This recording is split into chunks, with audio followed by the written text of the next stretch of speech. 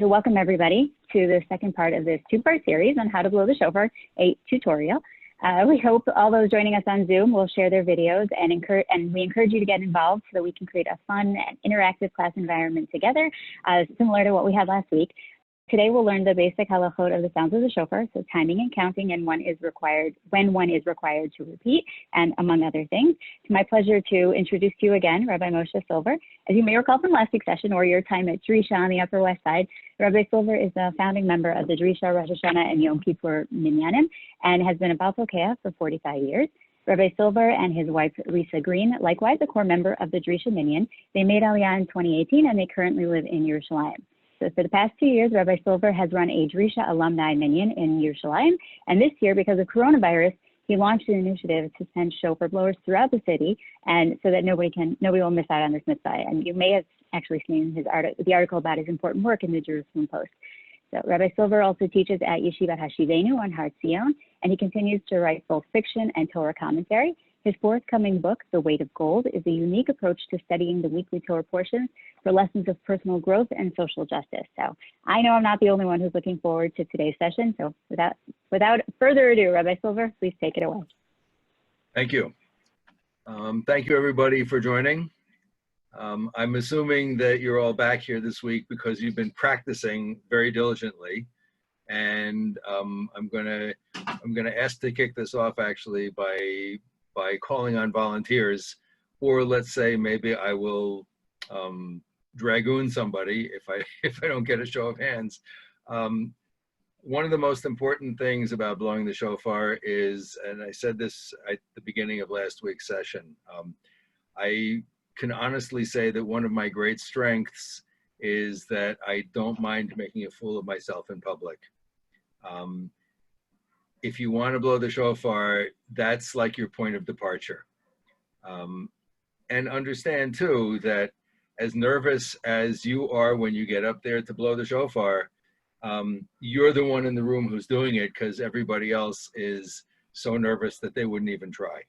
So kol hakavod to all of you for trying this. And as I told you last week, I can do this. I guarantee that you all can do this as well. And you may not be able to, play in the shofar, in the International Shofar Symphony Orchestra by next week. And you may not be able to blow a full 100 kolot in front of, at the hotel or in front of 1,000 people next week. I don't think anybody's going to be standing in front of 1,000 people next week anyway.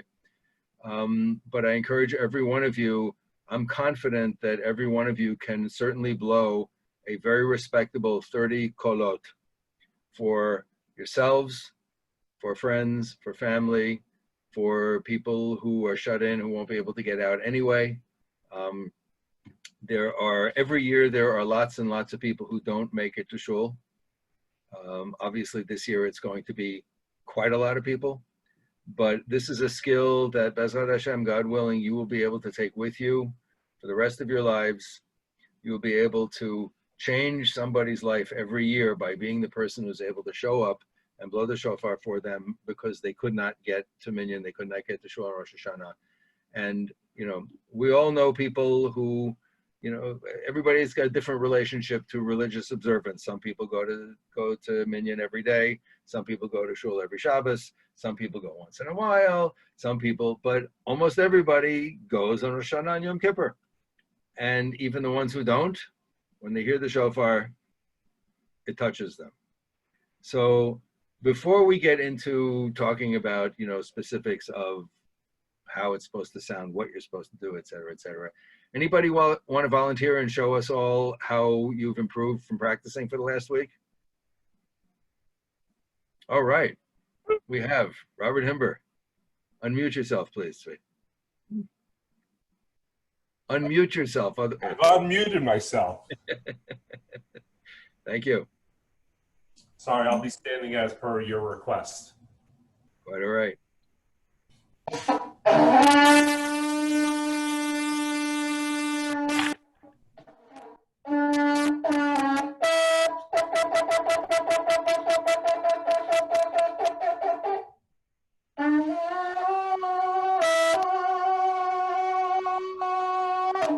Very respectable, sir. Thank you. Try? Really nice. Thank you. Any of the women care to blow shofar for us? Sure. Okay. Ruth, thank you. No problem.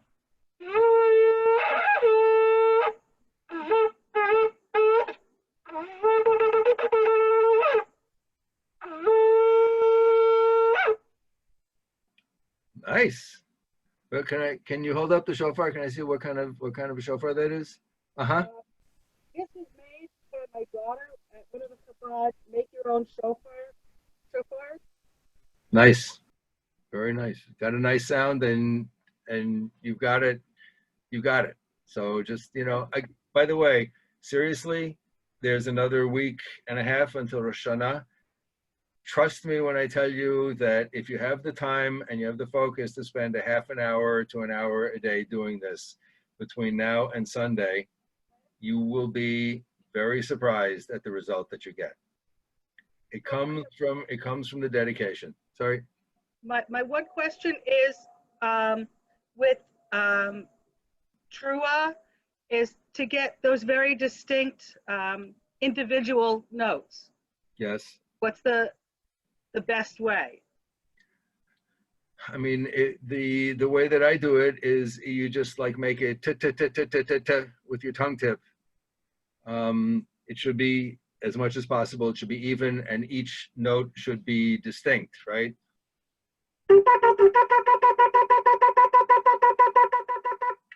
Yes, I hear it. And the more breath control we have, and the more we get that steady flow of breath going, the easier it becomes to manipulate the different sounds, right? So for your advanced class for next year, the exercise is a great exercise for wind players and also for singers. The exercise is you light a candle and you put the candle flame right at mouth level, about 6-8 inches in front of you, and you blow. You don't put it out. What you want to do is you want to get the flame to bend and just remain horizontal. You want that steady, even a stream of breath coming out, that the flame holds a horizontal position. It's really, really, really hard.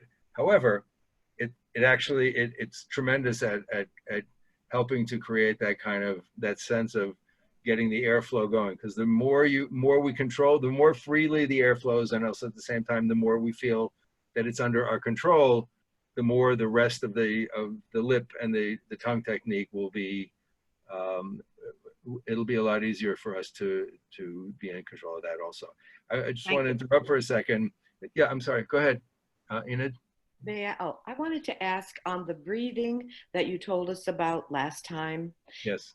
Beitoku, it's called. Anyway, how often do you do the in and out, in, out, hold, in to practice each day? Like what would you recommend? It has to be comfortable. Okay. If you get if you get short of breath, if you get hyperventilating, if you're getting dizzy, whatever, or if you're feeling tension, then you're holding your breath too long, right?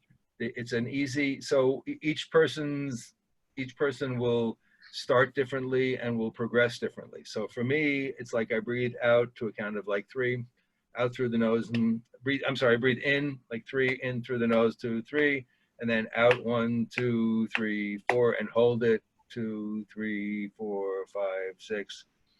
Breathe in, breathe out, breathe in, breathe out, breathe in, 2, 3, out, 2, 3, 4, hold, 2, 3, 4, 5, 6.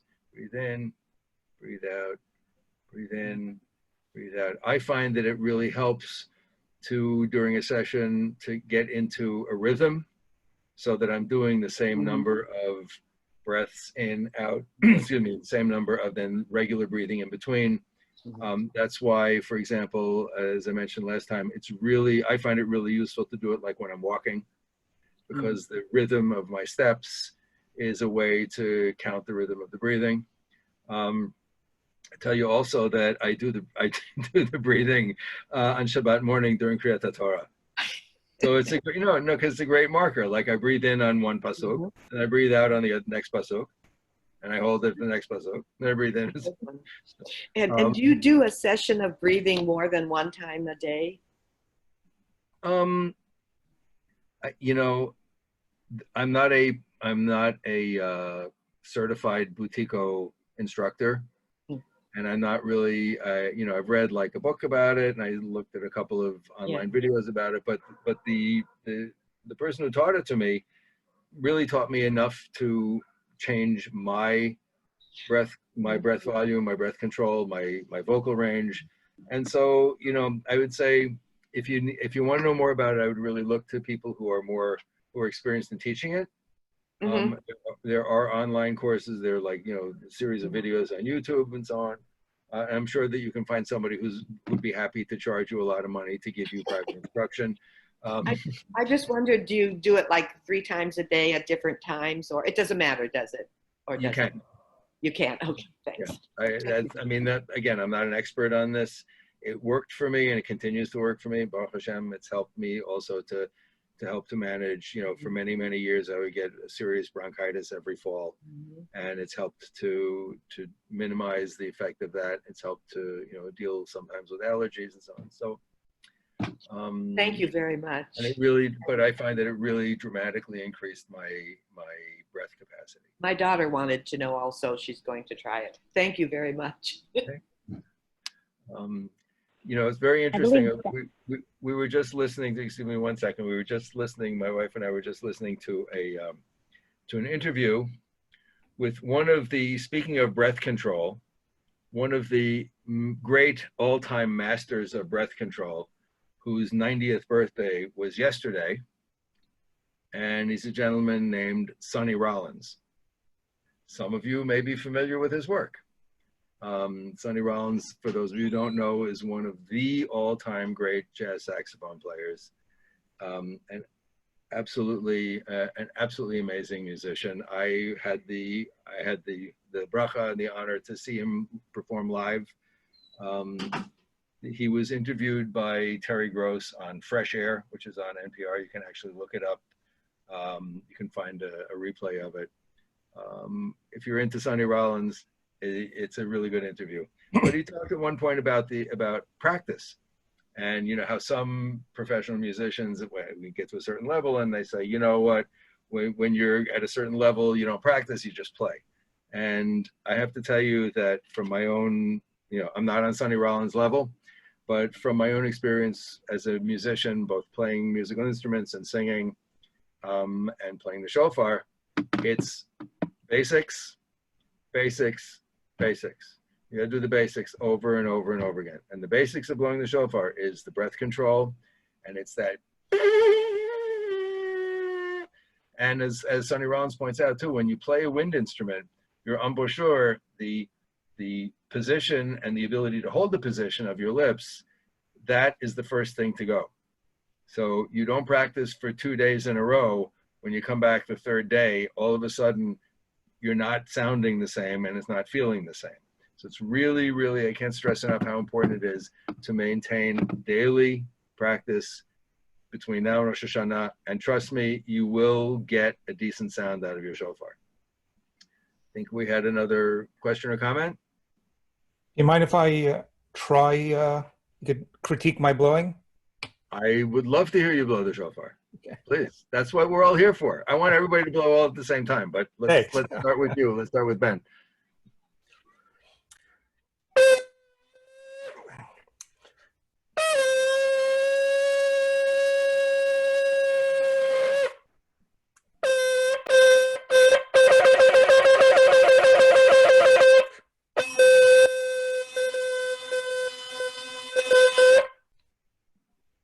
A ringer. Okay. You're not in Jerusalem, are you? No. Okay, we could use you. Okay. Hopefully, sounds great.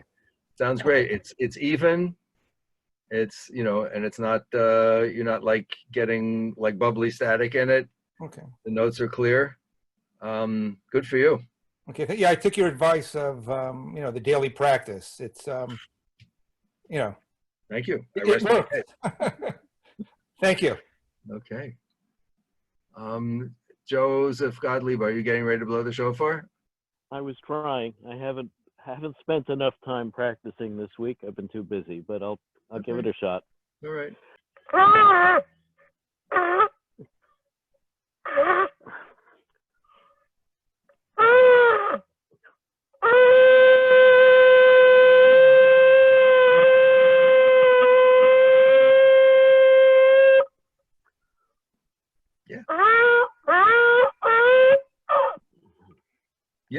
Yeah.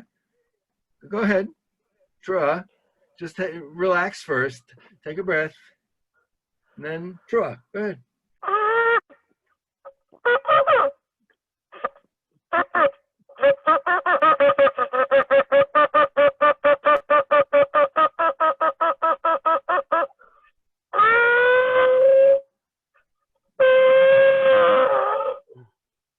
And that's with not practicing. Good for you. Excellent. Seriously. So now imagine if you practice every day between now and Rosh Hashanah. I'm telling you. Be amazing. So I see your background there. You know, Sonny Rollins was famous. He used to go out onto the Williamsburg Bridge between Brooklyn and Lower Manhattan and play the saxophone at like in the middle of the night. He'd go out like 2, 3 o'clock in the morning and he would play on the bridge. Because, you know, when you play the tenor saxophone, like if you want to practice, you know, in the middle of the night, your neighbors are likely to get a little bit antsy about it, even if you are Sonny Rollins. So, you know, listen, you go out in the middle of the Golden Gate and you can just, you know, knock yourself out. It's great. Anybody else? Samuel, are you about to blow? Yes. Let me try. Great.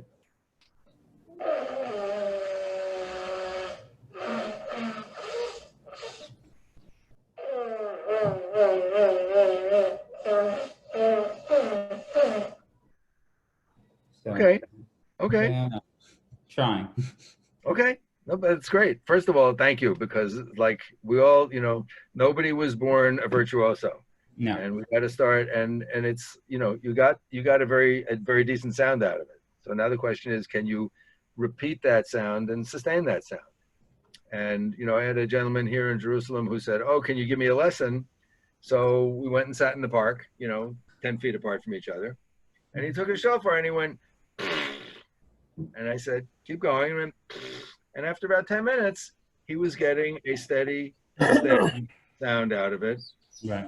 And I said to him, so now you got it. So really it's that, we all got to get over that initial hurdle. We got to get over that initial, like, you know, every time we try something new, especially if it's difficult, after a few times we tried it and we can't do it, we say, oh my God, you know what? Now I understand how difficult it is. I'm not going to do it.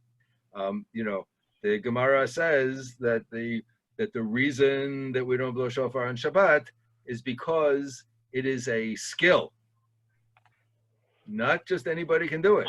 And so therefore, if somebody has a shofar and they want to blow the shofar for themselves on Rosh Hashanah, but they don't know the skill, they're going to take their shofar and they're going to go find somebody who is an expert shofar blower and ask them for a lesson to teach them so that they can then go blow the shofar for themselves. And when they do that, they're going to take it, you know, from one reshut to the next reshut, and the next thing you know, my goodness. So anyway, who's next? Yes, Sheldon, please. Okay, question first. In practicing, you think, I mean, there's no right or wrong answer, just an opinion. If you practice 30 or 40 kolos at a time, is that sufficient, or should you be doing sets of 100?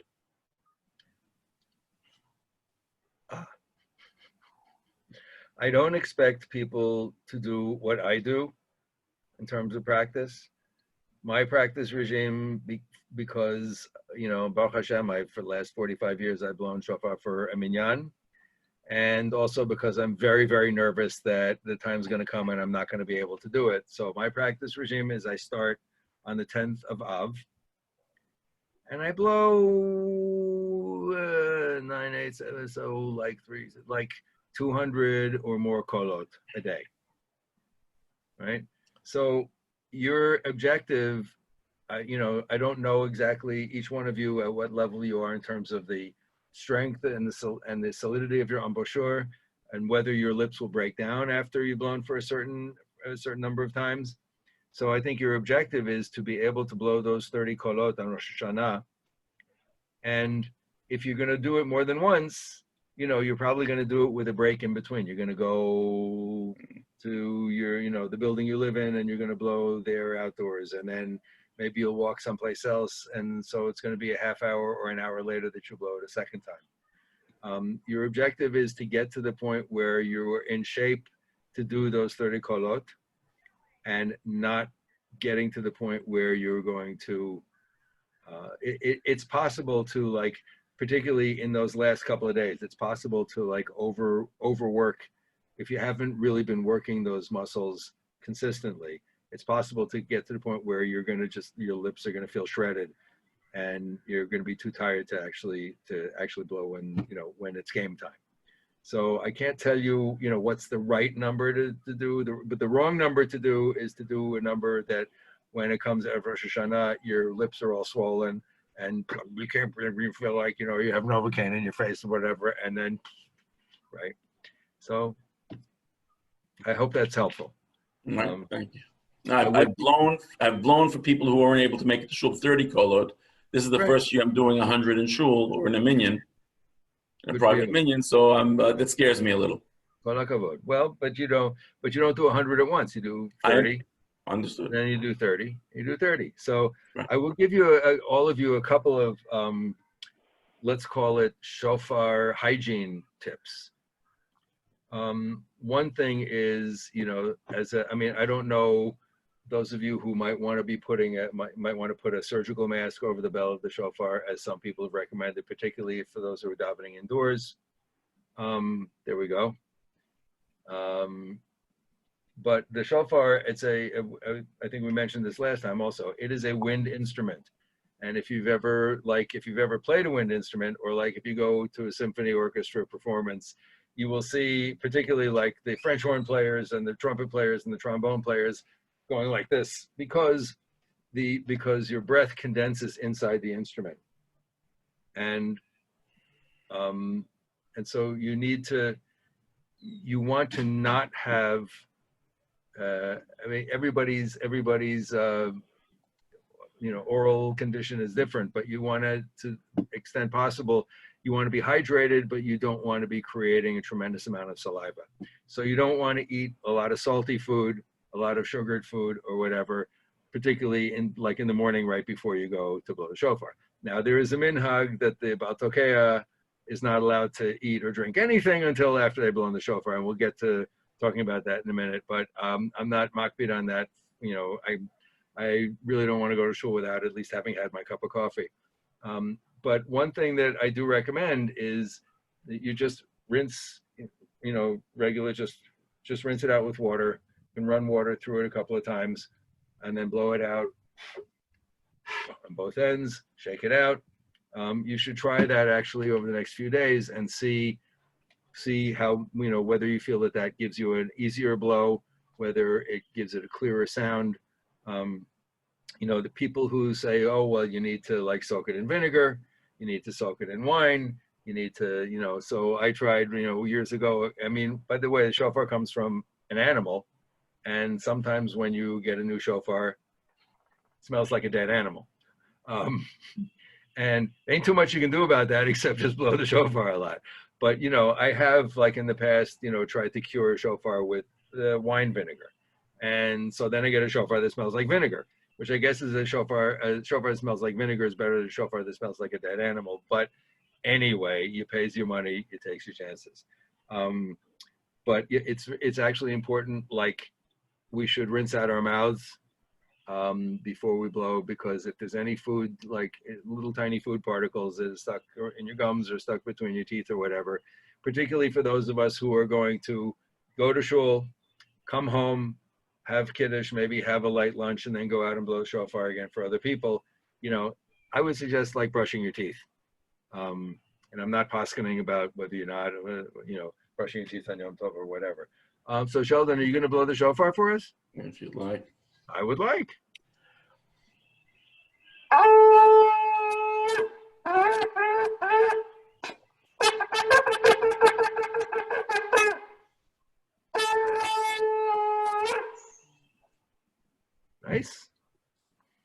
Nice.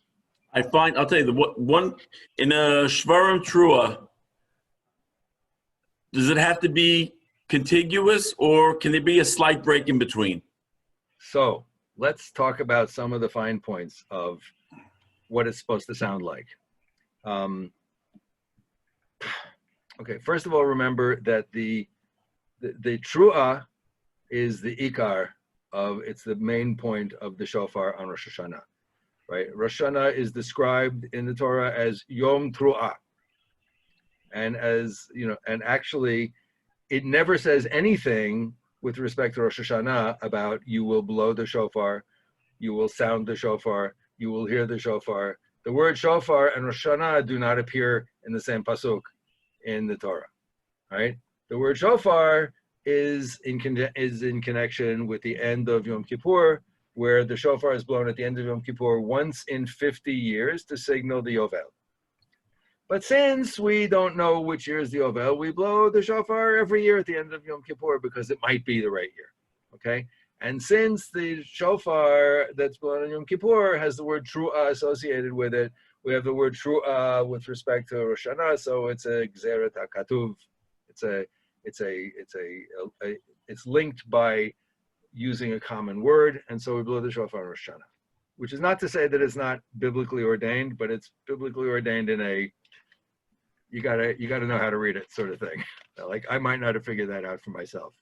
So Baruch Hashem, thank God we have Chazal, we have the rabbis to guide us. The sound of the shofar, again, the main sound, the definitional sound for Rosh Hashanah is the Tru'ah. And it's not clear whether the Tru'ah is what we call the Tru'ah or what we call the Shvarim. The Tekiah has to bracket them because it says Kol HaShofar Kol, so the word of the textual references lead us to the structure that we have today of a Tekiah, something in between, and a Tekiah. Okay, so what's in between is when you're blowing the Shvarim Tru'ah, I would say two things. First of all, yes, the Shvarim and Tru'ah must be distinguishable from each other. You don't slide into it, right?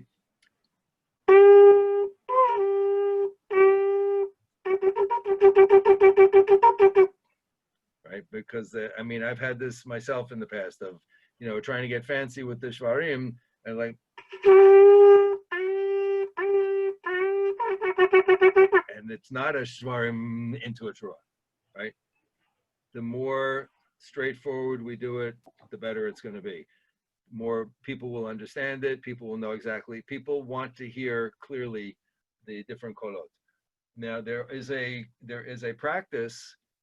Sheldon, you were blowing for a minyan, B'ezrat Hashem. There's a practice that the first set, when you do the tashrat, the tekiah, shvarim truah tekiah, that you do the shvarim and truah on a single breath.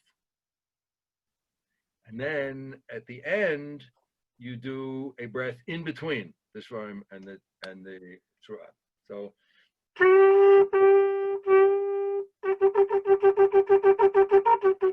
and then at the end, like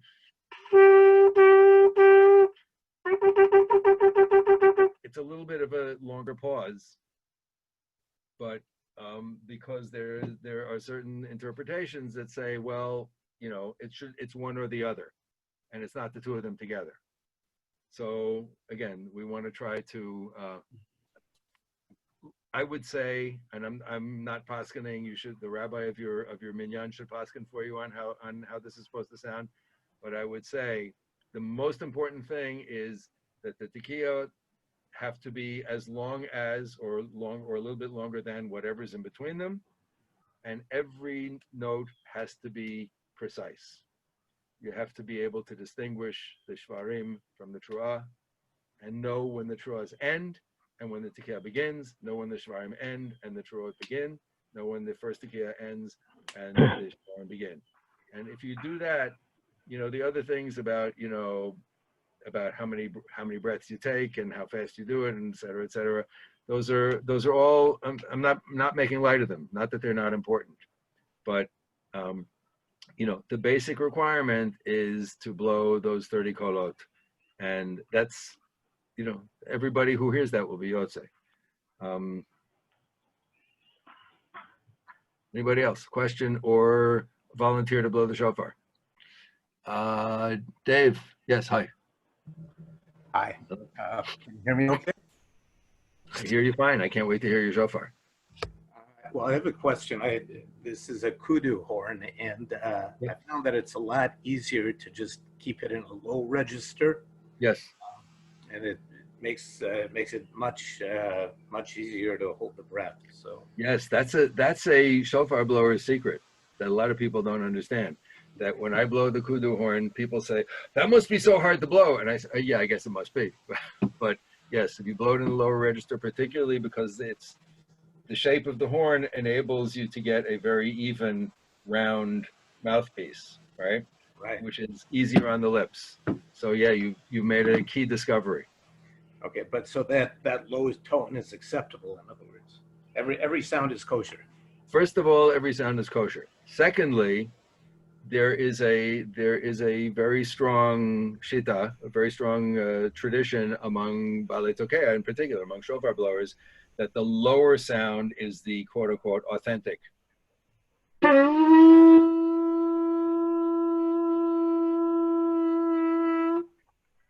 Right, rather than trying to squeeze out the higher sound.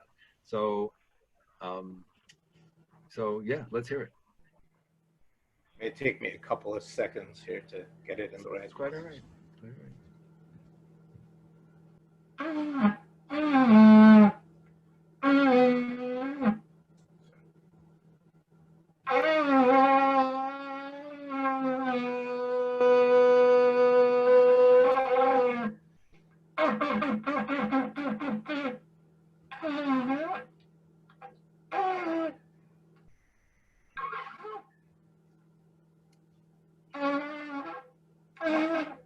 Sorry, it's not working. Well, I find that once I get it in the right position, it stays for a long time. But I'm not getting it there today. No, that's okay. Good for you. Great.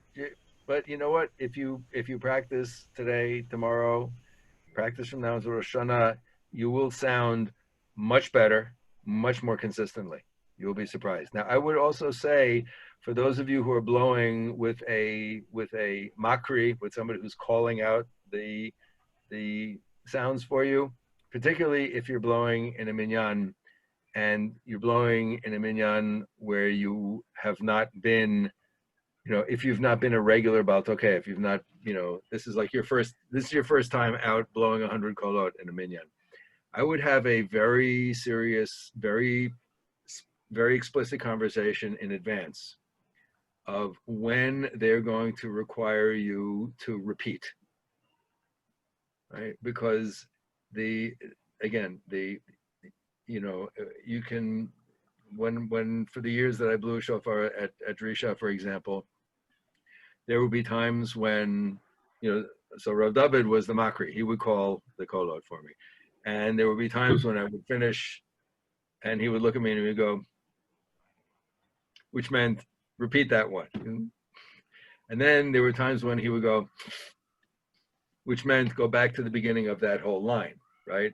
So sometimes I would blow tashrat, and then he would make me blow that last tekiah again. Sometimes I blow tashrat, and he would make me go back and blow the whole tashrat again. Baruch Hashem, it didn't happen very often. But, for those of us who are out there, especially if this is our first time, that's all you need, right? You don't want to get in a position. So really make sure that there are no surprises. You should really sit down with both the person who's going to be calling for you and with the rabbi, and and make sure that you walk through exactly what's expected of you. And again, I think the most, Sheldon, you're going to be blowing B'ezrat Hashem 100 kolot for a minyan. I think the thing you need to focus on is making sure that you sustain your tekiot, to keep them at the long enough, right? You don't have to hold your note for a minute, right? Again, because the faster you can do the Shofar-Out in between, the shorter the tekios have to be. However, if we try to do the Shofar-Out too fast, then we might end up just going, right? Or they slur and they become indistinguishable. So we have to find the right balance between getting through it quickly and getting through it clear and getting through it where we are in control. So who's next?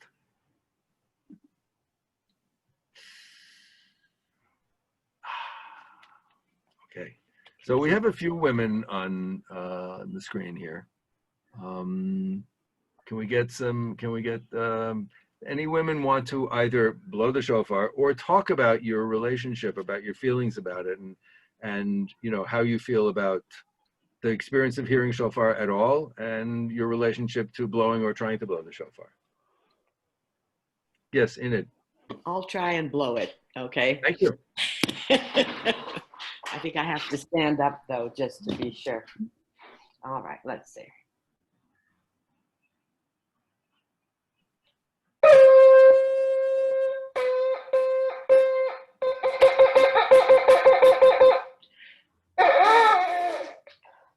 Killed on the last one. Beautiful. I didn't work properly between them though. Oh. No, I think that's why I Make you do it killed the again. last one. But That's great. Have you been? Years ago, decades ago, I was really dragooned into blowing shofar for a minyan I was a member of. And what you just said about talking ahead of time, getting it straight, that didn't happen. And I just practiced and practiced and learned what they meant. And then I just blew as the rabbi called. I didn't know what was coming or how many there would be so much because I didn't study it. And Baruch Hashem, it worked out. And I had the same shofar, but it was very scary. It was the most terrifying thing I ever did, really. Well, so first of all, you got a great sound out of it. Thank you. I encourage you to practice and to go out and blow the shofar on Rosh Hashanah. I just blow for myself, really. I think our synagogue will send people to blow in the neighborhood, but I'll just blow for myself, I think, because I'm isolating. Where do you live? In Boca Raton. Well, okay. Yeah. All right. You know, well, blowing the shofar is a very scary thing. Mm-hmm. And it should be. So you got that part right. It's so I want to give over a little bit of, I guess, yes, I'm sorry, Barry, go ahead. I'm sorry, I'm unable to blow. I'm in an office right now. I don't want to scare my other lawyers in the suite, but one quick... Your socks in it. The socks, that's one idea. Do you have a suggestion as to blowing from the center of the mouth or the side of the mouth? I personally seem to find the side to be a little more efficacious. Is that a matter of just preference of the shofar, or is there some place I should really try to get a clearer, more consistent sound? So I will tell you from my perspective, you need to blow the shofar from the part of your mouth from which you get the best sound most consistently and is most comfortable for you. And there are, I mean, that's a very important question though, because there are a lot of people who will tell you, well, it has to be on the right side, it has to be in the corner, it has to be over your shoulder, it has to be, you know, so yeah, so there's a, you know, so we blow the shofar every day during Chodesh Elul, but we don't blow it on Erev Rosh Hashanah. Why? Anybody? It's Friday night. This year, no, but we don't blow it Erev Rosh Hashanah to because confuse Satan. Thank you, Justin. To confuse the Satan. So there was a great, an amazing chap from, I think his name was Rav Abraham, the son of the Ben Ish Chai, was talking about, you know, there's this thing about that Aaron was, you know, the great peacemaker. And so they say that how did Aaron make peace? Whenever two people were like, you know, in a fight with each other, an argument with each other, he would go to one of them and he would say, you know, Reuven, Shimon feels so bad that you guys are baroigas with each other and he really wants to make up. And then he would go to the other guy and he would say, you know, Shimon, Reuven feels so bad that you guys are baroigas, that you're angry with each other and he really wants to make up. And so he would have the two of them believing it and they would make up, right? And the son of Ben Ish Chai says, you know, and people didn't catch on. They weren't onto him. What, really? You think like everybody was so stupid that Aaron, oh, here goes Aaron again. Oh, wow, I never realized that he really does. He's really not angry at me, okay? So we're going to confuse the Satan. I like to think that I have a much more worthy opponent than that, than somebody who's going to fall for it.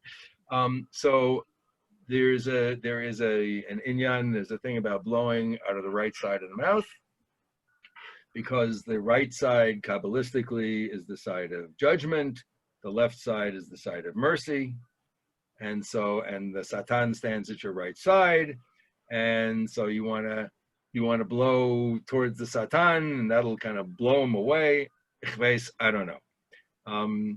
The Me'ikar Adin, the real, what we are required to do is to blow in the best way that we can, where we can get the best sound, where we sustain the sound properly, where we have the best control, and also, by the way, where you're gonna suffer the least, because especially if you're gonna be called on to blow for a minyan 100 kolot, and then you're gonna have to go to somebody in the hospital and somebody in the home and somebody at their, in their apartment or whatever, next thing you know, you're gonna be really, really, really tired out by the end of the day, but you're gonna feel great about yourself. Yes, Ruth. So when I was growing up, women were not allowed to blow shofar. For the somebody who's going to bring that up. Go ahead. Well, it Thank you. bothered me because my sister, who was a musician, could pardon the expression, outblow anybody else, sure. Not just for duration, but tone and everything else was wonderful. And I told you my shofar is really from my daughter, and she was blowing shofar when she was 5 because she just had a knack for it. And she would blow for all the grade schools. But no, they said, it's like the voice of a woman. You're not supposed to hear it, which made no sense to me. First of all, excuse me. I'm not asking for anybody, but it's got nothing to do with Kol Isha. Okay. Nothing to do with that. That's what made no sense to me.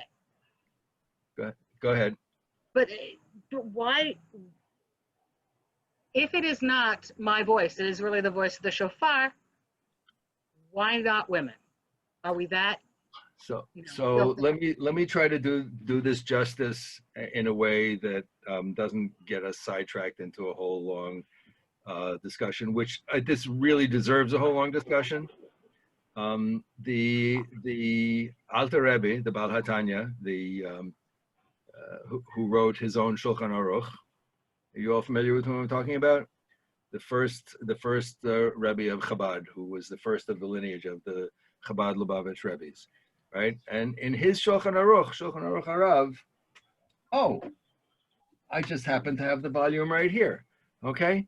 He says that women, so first of all, if a woman wants to blow the shofar, I'm not paskening for anybody, but if a woman wants to blow the shofar, as they say in the yeshiva, in good yeshivish, she's got a lot to rely on halachically. She's got very broad shoulders to stand on, going all the way back to the Rishonim, in terms of women, at the very least, accepting upon themselves a mitzvah of this nature. All right. So the argument why women shouldn't blow shofar, well, it's not that women should not blow shofar. The argument is that shofar is a mitzvah that is time dependent, and as a mitzvah that is time dependent, women are exempt from it. And if a woman is exempt from a mitzvah, she cannot perform that mitzvah on the part of somebody else. Now, you say, but wait a minute, there's no mitzvah to blow the shofar. Huh! And you almost won on that one. However, no, there is no mitzvah to blow the shofar. The mitzvah is to hear the shofar. However, a person who enables other people to perform those type of mitzvot, must be somebody who is themselves obligated in that mitzvah. So the Shulchan Aruch Harav, for example, is one poskim that says, women have accepted upon themselves certain mitzvot, sukkah, lulav, shofar, and he says certainly a woman can certainly blow for other women. In his mind, there's no question. Okay. In my mind, it's, when I put this out on Facebook and I started trying to get people involved in this, so a woman, a Haredi woman journalist who was delightful, we had a great conversation. contacted me, and she wrote this article in the Jerusalem Post. And like the first question she asked me was, well, what about if women want to blow the shofar? So this was this is a little while back, and I said to her, well, you know what? This was yesterday in shul. We just read the parsha of Bnot Tzlofchad, the daughters of Tzlofchad who wanted to inherit from their father, wanted to inherit land from their father because they had no brothers. And it was such a shocking concept that Moshe actually had to go to God, and God said, yeah, sure. Now, we're not going to go through, what happened later on when the men came back and said, yeah, but then, so yeah. So God had an idea, and then the men decided that they didn't like it after all. And so they got to get their own land, but then they had to give it back to the men. I'm not making any apologetics about Orthodox Jewish sexual politics, okay? I'm trying to answer this question respectfully. So first of all, halavai, 1,000 women should be out on the streets of Jerusalem, out on the streets of New York City, out on the streets everywhere blowing the shofar. Halavai. And you know what? If that's the way that they're going to hear the shofar, I mean, kol hakavod, right? The inyan of kol isha, which I'm not going to paskin on, has to do with a man, specifically a man who is engaged in prayer or in a religious act, let's say, being seduced by hearing a woman singing. Okay, so the sound of the shofar has nothing to do, it's no relation to the inyan of kol isha. So the very worst case is you're going to say, you know what, I took this mitzvah on myself, and I'm out there blowing the shofar, and you know what, this year maybe that's the best you can do, Mr. Schwartz, Mr. Rabinowitz. I think we'll be okay. I'm delighted to see Jews out blowing the shofar, and I hope that answers your question. I hope that addresses what you've asked about. Again, it's, I know a lot of women who are very good at doing things that quote unquote only men are supposed to do. Deal with it.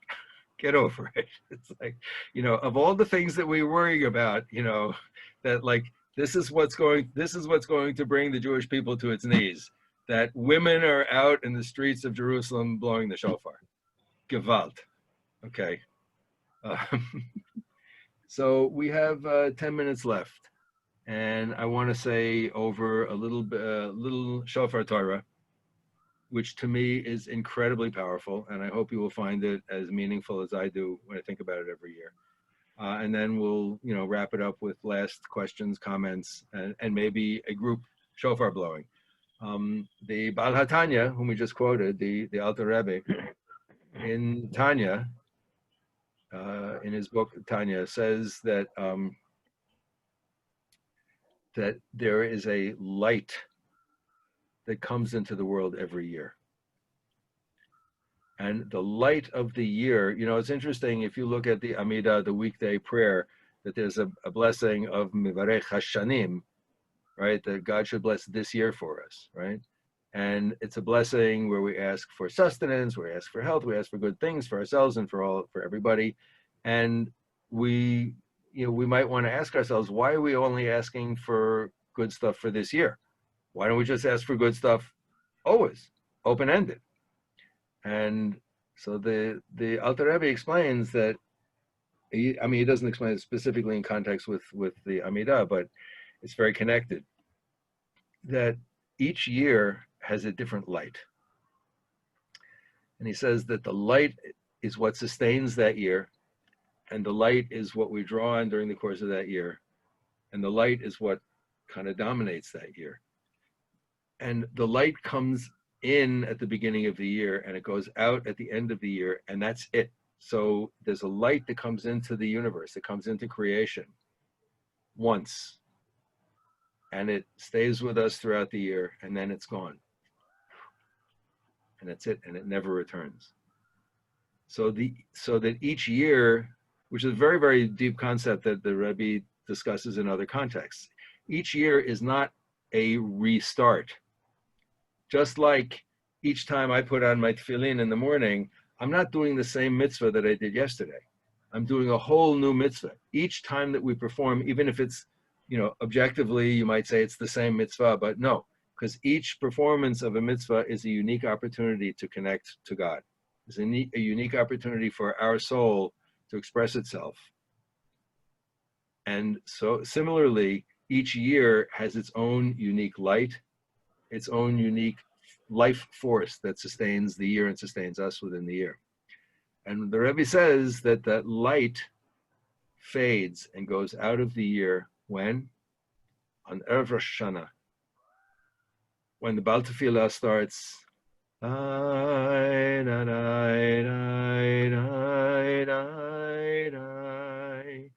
the light starts to withdraw. And by the time we finished praying the evening prayer on the eve of Rosh Hashanah, the light of the old year has left the world. And the light of the new year, we're in a state of kind of suspended animation. The light of the new year comes into the world with the first tekiah of the shofar in the morning of Rosh Hashanah. So the amazing, I mean, you talked about being afraid. Be very afraid. Be in tremendous awe. Be in fear and trembling for the gift that you have to be the kli, to be the tool whereby the light comes into the world. And I will say that this year, in particular, it's not about being a world-class, symphony orchestra type of a musician. It's about what's going to come from each one of us, from the soul, from the deepest part of our neshama. The word neshama, neshima, is breath, right? And so the word spirit in English comes from a root that means breath, okay?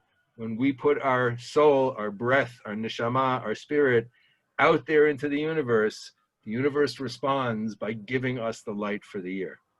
So my bracha for us all this year is get out there and just, blow your hearts out, because what you're doing, no matter how competent you feel you are, what you are doing, first of all, remember, however nervous you are about doing it, however you feel like you're not prepared to do it, you're doing it in a room with 2 or 3 or 30 other people who feel much more nervous than you and much less competent than you, and you're giving them a tremendous gift.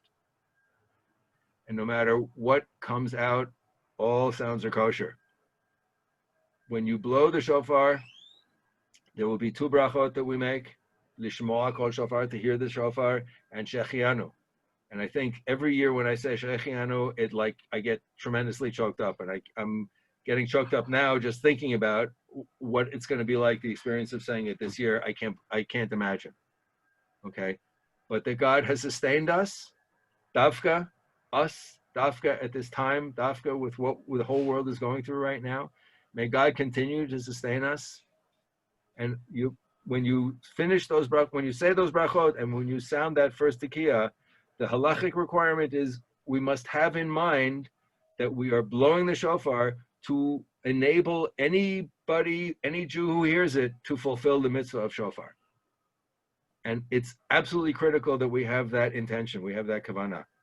It is absolutely critical that the people who hear have the same kavanah, that by hearing the shofar, they're fulfilling the mitzvah. And so what we're doing is, by sharing our breath with the universe, we are bringing together the Jewish people. We're connecting the Jewish people to God.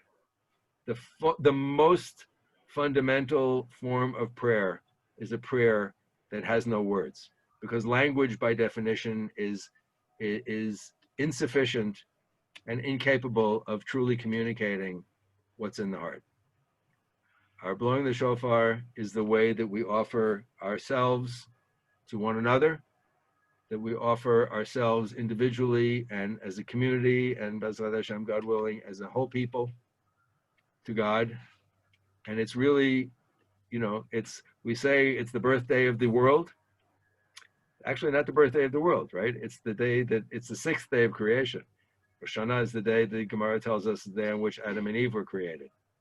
Because if the world was created for us, that's a whole nother conversation. Are we the crown of creation? Well, however, it is our need for meaning that puts meaning into the world. And our need for expression finds its lowest and its ultimate highest expression at the same time in the shofar. Because it's the moment when we say, I've run out of words, God. I have no way to communicate with you. I have no idea who you are, what you are. I have no idea what I'm doing here. But I need to reach out. And that's what we're going to do. So God bless everybody. I wish you all a tremendous, successful shofar blowing. I want to hear from everybody how well it went. Really, I would encourage you all to like make a little journal entry after Rosh Hashanah, you know, express and explore the feelings that you have around blowing the shofar. And God bless. You know, next year, Bezrat Hashem in Jerusalem, and maybe all in a building together, God willing. Amen. Bezrat Hashem. Amen. That would be lovely. Amen. Well, how can we get in touch with you, Moshe? What's the best way to reach you? I think, Yudas, you have an email for me? You can email inquiry. We don't yet have, I don't have a specific email for you, but if you email inquiry@drisha.org, I will make sure that Rabbi Silver gets every one of your emails, and he can correspond with you directly. Okay. And I actually, Yudas, I can also give you an email that you can, sure. You can feel free to share it with people.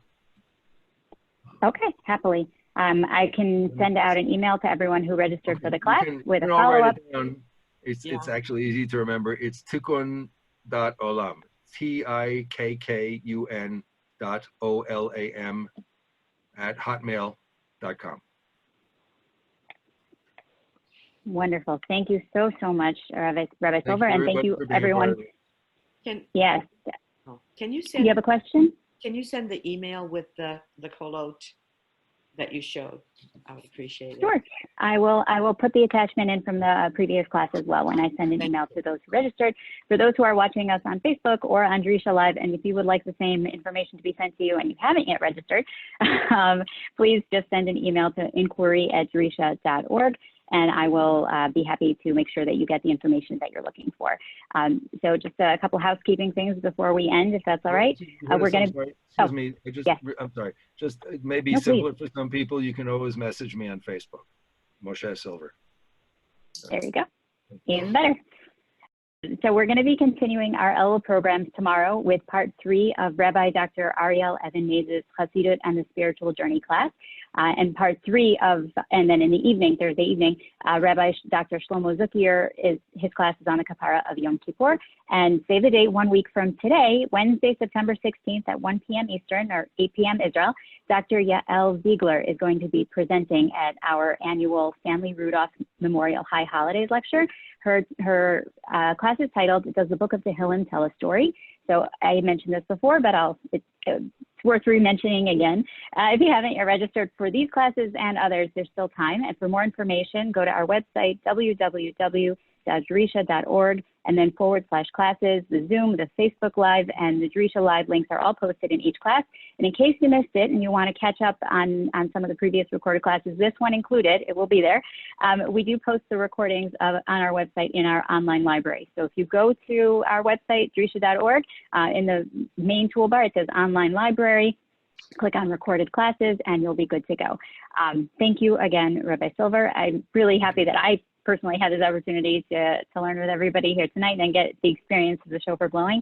And I look forward to seeing you along with everyone else today in our upcoming classes, and hopefully, next year, L'Shana Haba Yerushalayim Habanuya, and we'll be in a building together blowing shofar, and lots of good things coming our way. Thank you, Rabbi Silver. Thank you very much. Take care, everyone. Thank you, Rabbi.